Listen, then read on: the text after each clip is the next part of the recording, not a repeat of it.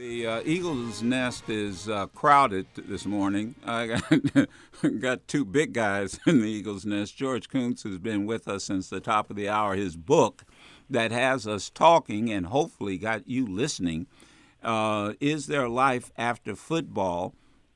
Surviving the NFL. And then I thought, well, let me bring, and every chance I get, bring he's a new grandpa, Shelby Jordan on, who offensive tackle, played in the NFL and was on the Super Bowl winning team with the Los Angeles Rams and played at Washington University. We played together there, Division III school, but, there's some talented folk. I mean, a lot of these lines have been blurred. It used to be only Division I and maybe two, but a lot of some good players have been coming out of these schools.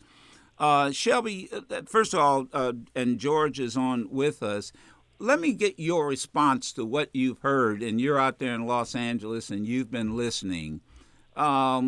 Anything you want to add or augment or agree with, or maybe even disagree with? Well, good morning, Joe. Good morning, George. Good morning. Good morning. A lot has been said regarding the National Football League and its players, its administration, and what happens during and after a player's career.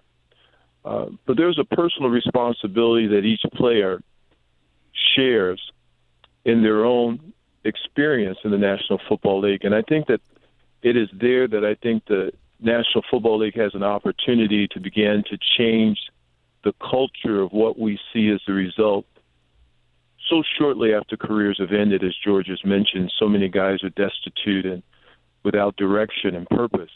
James Michener says it best in his book, Sports in America, that sports is an integral part of our society because it gives young people an opportunity to do something good at a very early age. Right. And if the proper supervision is given to those young people at an early age, then the confidence that those young people need to go into areas in which they may be hesitant and not very confident, they're strengthened by that guidance. Well, where did you get your guidance from? Well, I got my guidance from my mother and my father, who were married for 62 years, and they were hardworking people. My dad on one job for 32 years, my mother a domestic.